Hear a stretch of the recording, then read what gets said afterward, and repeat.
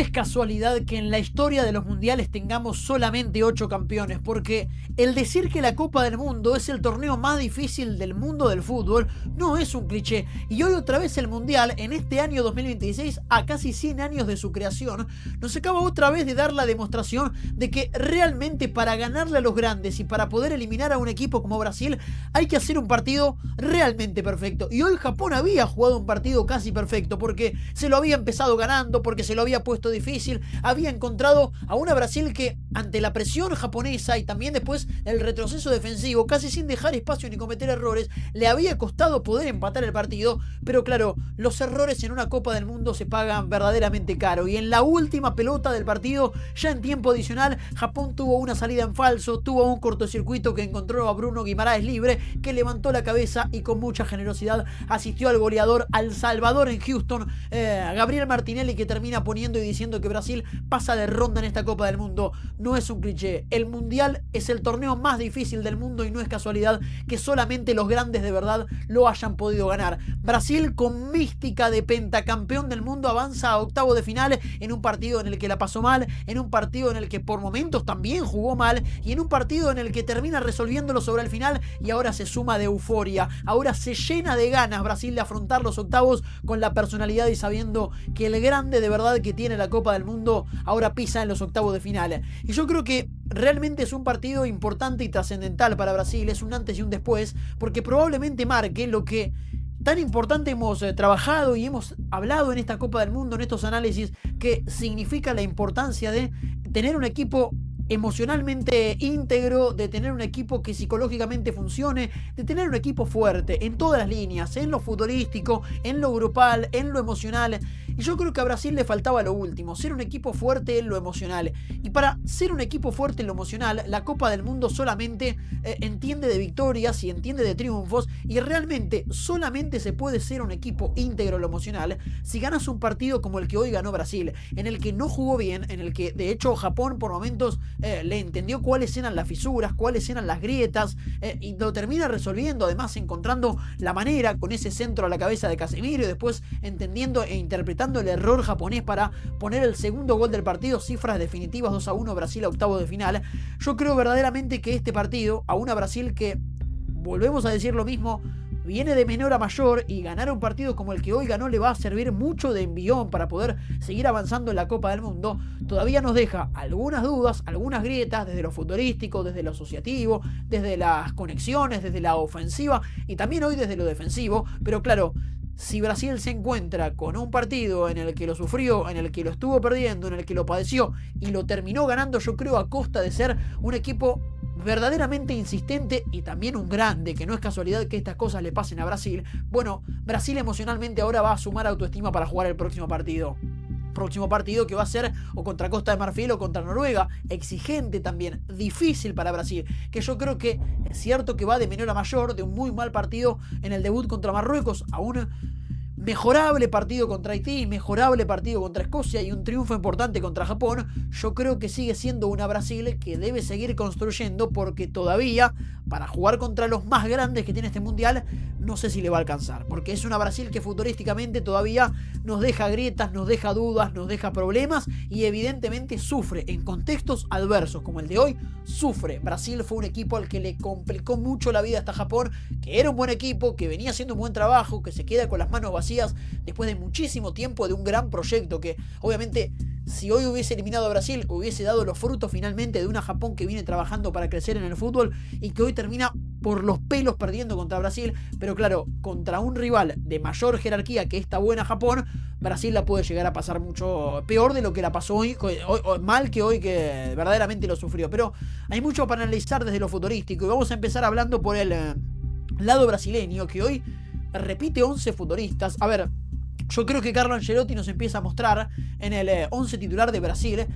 que hay cosas que ya encontró y que no piensa cambiar, porque no es casualidad que después de un mal partido, repito y vuelvo a hacer hincapié en lo mismo, contra Marruecos, se haya encontrado con un cambio en el lateral por la derecha, porque dejó de jugar Roger Ibáñez y nunca más Danilo salió de ese lugar, porque entendió, imagino yo, que Casemiro debe ser el volante central de Brasil y que Bruno Guimaraes y Paquetá deben ser los acompañantes. Pero claro, en el medio Brasil padeció y sufrió algo que es muy sensible, que es la baja de Rafinha. Rafinha es un jugador para Brasil fundamental, Y ha quedado demostrado por lo que le pasa a Brasil cuando no tiene la pelota. Rafinha con la presión, Rafinha con el liderazgo, Rafinha con la intensidad, Rafinha con las ganas y con el entendimiento táctico y futbolístico que requiere cada jugada para estar ubicado donde hay que estar. Brasil pierde un baluarte muy importante. Yo creo que Ryan todavía no lo ha reemplazado como se merece ser reemplazado Rafinha. Claro, son palabras mayores. Un chico de 19 años que tiene un proceso de adaptación corto en Europa, que tiene una muy buena temporada desde enero a junio en el Bournemouth de la Premier League y que llega aquí a la selección brasileña prácticamente sin experiencia. Le toca suplir una baja sensible, una baja difícil como es la del futbolista del Barcelona, pero Brasil, sin tener a Rafinha, ha perdido el principal argumento de contrapresión que podía llegar a encontrar el equipo de Ancelotti, y ahora es Vinicius Junior el único que hace ese trabajo. Vini, cuando se activa, es un jugador distinto, es un jugador diferencial, es un jugador que puede ganar un partido por sí solo. Claro, lo hablábamos y lo comparábamos. Francia tiene 3, tiene Olise, tiene Mbappé, tiene Dembélé, Lamine Yamal juega para España, Messi lo hace para Argentina, y Brasil tiene a su diferencial, que es Vinicius Junior. Ahora, en esta Copa del Mundo, el trabajo diferencial y importante que viene haciendo Vini para este seleccionado brasileño es el de sin pelota, porque con pelota, cuando agarra, por ejemplo, mano a mano a Tomiyasu, que le tira un caño, que lo engancha para adentro, lo engancha para afuera, pega la pelota en el palo, conocemos y nos reencontramos con el Vinicius Junior que juega en el Real Madrid y que lo ha hecho muy bien desde que está en la Casa Blanca. Ahora, sin la pelota, ese mismo Vinicius Junior se transforma en un jugador importante para la presión, que juega como delantero para estar sobre los zagueros centrales japoneses y ahí hacer ese trabajo de presión. A veces está muy solo, y por eso a veces a Brasil le cuesta encontrar los errores que sí cometió la defensa escocesa y que sí convirtió Vinicius Junior, y hoy prácticamente no pudo hacer contra Japón, porque claro, hoy Japón jugaba con una línea de 5, con una defensa de Ito, Taniguchi y Tomiyasu en los 3 zagueros centrales, con 2 carrileros, Doan el 10 y Nakamura el número 13, que cuando Japón tenía la pelota iban hacia adelante, jugaban para hacerle el 2 contra 1 a los laterales brasileños. Ahora vamos a hablar de eso, pero cuando no tenían la pelota se replegaban en el fondo. Y el movimiento de Matheus Cunha, que para mí es un delantero muy importante en Brasil, hacía justamente con ese retroceso para juntarse y para jugar más cerca de Paquetá, más cerca de Guimaraes, que el zaguero central Taniguchi no tenga referencia en la marca. Y eso para mí fue un movimiento interesante de Matheus Cunha, que termina saliendo después por el que hace el gol Martinelli, que puede llegar a jugarle en contra. Pero yo creo que Matheus Cunha para esta Brasil es un jugador muy importante, porque de vuelta, en un primer tiempo en el que Brasil había jugado demasiado monótono, ya con el 1-0 abajo de Japón, sabiendo que tenía que dar vuelta a la historia, sabiendo que tenía por delante un equipo que se estaba defendiendo bien, Japón en el retroceso defensivo, jugando mano a mano Vinicius Junior con Tomiyasu y a veces con Doan, y el propio Ryan lo hacía con Ito y con Nakamura, nunca encontraba a un receptor libre para poder recibir la pelota que no sea Matheus Cunha. Lo único y lo más peligroso de Brasil en la primera parte fue en los pies y gracias a los movimientos de Cunha. Cunha es un jugador que a Brasil le da soluciones, le da alternativas y por sobre todas cosas le da sorpresa. A una Brasil que tiene un principal problema, que es la falta de sorpresa. Brasil es un equipo que empata el partido mediante un centro, lo hace mediante intentar muchos centros además y de meter mucha gente en el área rival, a Danilo, a Casemiro, a Vinicius Junior, a Ryan también. Y yo creo que hoy Brasil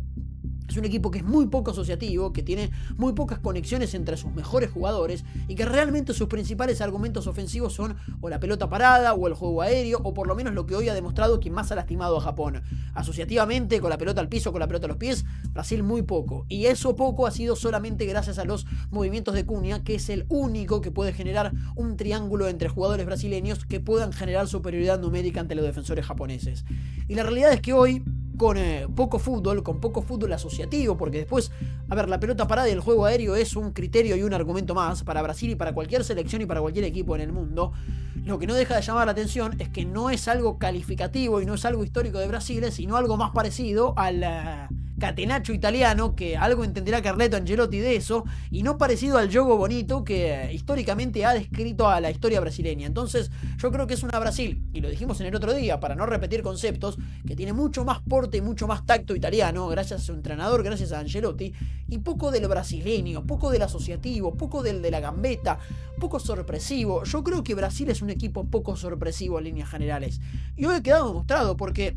la única manera en la que ha lastimado verdaderamente a Japón ha sido con centros, ha sido poniendo a Casemiro en el área rival, ha sido soltando a Mateus Cunha y a Bruno Guimaraes para que pisen el área también y pueda generar mediante una pelota aérea el empate del partido. Y fíjense cómo llega ese mismo empate con un zaguero central, Magaláes, en la zona del lanzador, buscando al segundo palo, el número 5 que estaba dentro del área, que termina metiendo un cabezazo bestial y empata el partido. Poco asociativo, mucho interpretativo, poco de conexión, mucho de juego aéreo. No está mal, realmente. Brasil es un equipo que sus armas las tiene marcadas. Ahora, no son las históricas de Brasil y eso puede llegar a generarle el disgusto a más de uno. Hoy Brasil no jugó un buen partido, no jugó un partido vistoso, no jugó un partido lindo, jugó un partido correcto en el que se equivocó poco y en la que se equivocó lo pagó caro y verdaderamente termina resolviendo el partido mediante a intentar, mediante estar, mediante a jugar en área rival y a ponerle a Casemiro en donde había que ponérselo. Que es Casemiro un jugador que hoy, obviamente para este Brasil es muy importante y hace el gol que termina ganando el partido, porque a ver, lo empata y a Brasil le da otro aire, le da otra vida, crece Vinicius Junior, empieza a tener más situaciones de gol, entra Martinelli, bueno, todo lo que ustedes ya habrán visto que sucedió, y la realidad es que mediante ese gol de Casemiro, Brasil mejora en el partido. Ahora, el primer tiempo de Casemiro, en el rol de Casemiro, de volante central, de número 5, es verdaderamente quizás el peor partido del mundial de lo que llevamos de Casemiro, que después obviamente hace el gol, es un futbolista importantísimo, mucha personalidad, ahora también muchas imprecisiones, y no hay que dejarse llevar por el gol del hombre de Manchester United, que probablemente se vaya de Manchester United, que hoy ha jugado un partido bastante impreciso en la mitad de la cancha. Y yo creo que hoy hay dos virtudes japonesas que marcan los errores de Brasil o que marcan las grietas que puede llegar a tener esta Brasil. Y la primera es el gol. El gol a Japón le marca primero estar ganando el partido y hacerlo además gracias a sus armas, que era básicamente recuperar la pelota y ser directo, ser punzante hacia adelante. Lo hace mediante un error de Danilo, que quiere tocar la pelota hacia adentro y que termina encontrando al goleador Sano, que gambetea a Casemiro, se lo saca de encima y después hace un golazo de media distancia. Ahora, más allá de que hayamos visto alguna imprecisión de Brasil en la mitad de la cancha, que bien fue utilizada por Japón, yo creo que Japón hoy mostró una de las principales grietas defensivas que tiene Brasil. Las evidenció y la mostró. Porque hoy Japón jugó con dos carrileros, con Doan por la derecha y con Nakamura por la izquierda, pero también con dos futbolistas delanteros que prácticamente actuaban como extremos, Ito de un lado y Maeda del otro, que hoy nos mostraron que proponiéndole el 2-1 a los laterales de Brasil, Brasil sufre demasiado y no le había pasado nunca en la fase de grupos, quizás algún ratito contra Marruecos en el primer partido, que si a Brasil le pones dos jugadores a jugar contra Douglas Santos la pasa mal, y si le pones dos jugadores a jugar contra Danilo, Danilo también la pasa mal. Y yo creo que ahí hay una clave que hoy Japón mostró, hoy Japón sacó a flote, y que el resto de los equipos, Noruega, Costa de Marfil, el que sea de aquellos dos, Inglaterra en cuarto de final y probablemente la Argentina también en semifinales, deben entender de que Brasil es un equipo que en la mitad de la cancha puede funcionar bien, porque Casemiro es sólido, porque Bruno Guimaraes lo acompaña bien, porque Paquetá ya se retiró lesionado y porque en la saga central Marquinhos y Magaláes hacen un buen trabajo. Ahora por fuera, y a contradicción de la historia brasileña, verdaderamente Santos y Danilo en ese 2 contra 1 que no los ayuda a nadie, además la pasan verdaderamente mal, y yo creo que ahí está una clave de los principales errores y grietas defensivas que tiene esta Brasil, que después obviamente, a ver, Japón hoy fue un equipo que iba a apostar lógicamente a jugar de contraataque, a jugar de contragolpe, a hacerlo con mucha iniciativa, porque cuando Japón recuperaba la pelota intentaba rápidamente jugar de contra. Después se fue quedando sin argumentos, empezó a retroceder un poquito más, empezó a acercarse al arco de Suzuki, a aguantar el cero, ahí es donde hace el empate el futbolista Casemiro, y a partir de ahí fue todo cuesta arriba para Japón y fue todo cuesta abajo para Brasil, mucho más fácil para Brasil que para Japón haberse sacado de la mochila de poder empatar el partido. Los juegos emocionales en la Copa del Mundo verdaderamente son partidos aparte, y yo creo que hoy otra vez nos lo muestra el torneo más exigente que tiene el fútbol. No podés cometer errores, porque si no te lo empatan, si no te lo dan vuelta como hizo Brasil, y si no te convierten en el primero como hizo Japón. Pero realmente yo creo que una Brasil que no se ha rendido, no se ha sentido vencida, a pesar de que ese gol de Japón haya sido un baldazo de agua fría, nos demuestra que es una Brasil que psicológicamente está. Una Brasil que emocionalmente y evidentemente además tiene alternativas y tiene fundamentos como para ilusionarse con avanzar en esta Copa del Mundo. Y claro, no hay que quedarse con que a Brasil en el primer tiempo la pasó mal y que Japón entendió cuáles eran los argumentos que podía tener para lastimarlo. También tenemos que quedarnos con una Brasil que, sabiendo que tiene todas esas grietas, no se quedó de brazos cruzados y el partido emocionalmente lo pudo otra vez superar. El partido no lo superó a Brasil, sino que Brasil pudo volver a superar a su rival. Y yo creo que ahí está la clave de un partido que, repito, para Brasil era muy importante. Ganar de esta manera te genera verdaderamente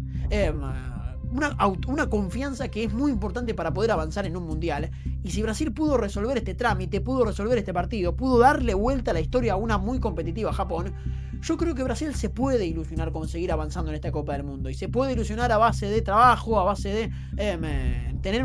una mentalidad fuerte, y que ante el primer golpe que hoy le dio Japón en el partido, a Brasil no le significa un golpe knockout. Yo creo que hoy ha demostrado Brasil que no es tan fácil tirarlo, que a las grandes selecciones del Mundial no son tan fácil dejarlas knockout. Entonces hoy evidentemente vimos una Brasil que estuvo perdiendo, que estuvo ahogada, que por momentos la pasó mal y que pudo reponerse y pudo sacar adelante el resultado. Termina avanzando de ronda, una Brasil que pone además a jugar después a Martinelli de delantero, al propio Hendrick. A ver, lo que ya sabemos de Brasil es que tiene muchos argumentos ofensivos, muchos argumentos en el ataque que evidentemente la marcan como lo que es en la historia, una selección de muchos delanteros y muy buenos, quizás hoy con menos renombre que en algún que otro momento, pero que al fin y al cabo nos ha demostrado que con jugadores entrando del banco resuelve los partidos. Lo hizo hoy Martinelli, algún que otro momento lo hizo Matheus Cunha. Vinicius Junior ha jugado para mí otra vez muy bien, lo hemos dicho en más de una oportunidad, a Vini es un jugador que a esta Brasil le hace muy bien, le genera soluciones, le propone uno contra uno, te genera situaciones de peligro. Vinicius Junior es un jugador verdaderamente exquisito, y cuando está concentrado en jugar como lo está haciendo en el seleccionado, Vini verdaderamente marca una diferencia. Es un jugador muy distinto, al igual que lo tiene en Francia, lo tiene en Argentina y que probablemente también lo tenga España. Entonces uno imagina que esta Brasil, que hoy ha avanzado, puede llegar a ilusionarse con poder llegar lejos a la Copa del Mundo. Ahora, hoy Brasil jugó contra una Japón que venía en levantada, que es un equipo que viene trabajando bien, que lo complicó por momentos, que le evidenció muchos problemas. Todavía no es una Brasil que a mí me genere confianza para jugar contra los grandes. Y ahora va a tener que jugar contra una Noruega o contra una Costa de Marfil de mucha menor jerarquía que Brasil. A ver, menor jerarquía y menor experiencia, que también la experiencia es jerarquía. Entonces quizás Brasil pueda avanzar en el próximo partido contra Noruega o contra Costa de Marfil, aún habiendo quedado demostrado que Brasil en el 2 contra 1 de los laterales la pasa muy mal, y pensando en Costa de Marfil, en Diomandé y en Pepe, puede pasarla mal con los extremos de Costa de Marfil, y obviamente ni hablar con un delantero con una jerarquía como Leo Haaland y con un futbolista como Odegaard apareciendo detrás de Casemiro. Ahora,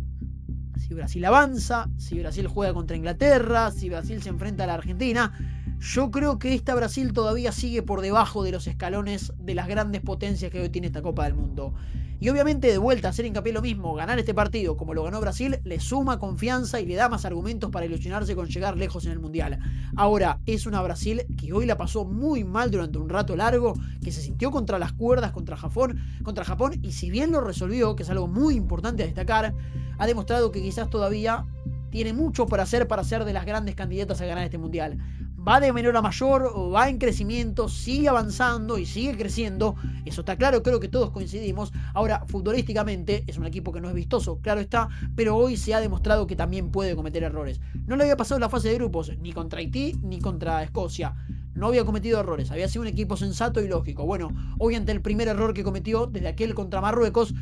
Japón le cambió ese tiro del futbolista sano por gol, y Brasil se complicó solo. Y después obviamente termina resolviéndolo con el gol de Martinelli. Señores, Brasil acaba de ganar su partido de 16avo de final, se mete en la ronda de octavo de final. Avanzar para Brasil es fundamental. No haberse quedado eliminado hoy obviamente evita una catástrofe, porque hubiésemos tenido que titular que Brasil era una desilusión, que puede todavía serlo, claro está, pero bueno, avanza hacia los octavos de final, que era un objetivo cumplido para el equipo de Carlo Ancelotti. Allí va Brasil, allí va el Penta, sueña con el Hexa y avanza en un equipo siendo de menor a mayor, desde Marruecos hasta hoy contra Japón. Brasil ha crecido, pero todavía se le ven algunas falencias que obviamente tendrá que resolver si quiere ilusionarse con ganar este Mundial. Ganó Brasil, eliminó a Japón, se queda a las puertas Japón de hacer algo verdaderamente histórico, y Brasil con la tranquilidad de que la grandeza todavía le vale para resolver estos partidos y pasar a octavo de final. Muchas gracias por ver, muchas gracias por acompañar. Nos reencontramos en un rato. Juega Paraguay, lo hará contra Alemania, y ahí vamos a estar para analizar el equipo del profe Alfaro, que va en búsqueda de cazar una utopía imposible. Muchas gracias y nos vemos en un rato cuando juegue Paraguay.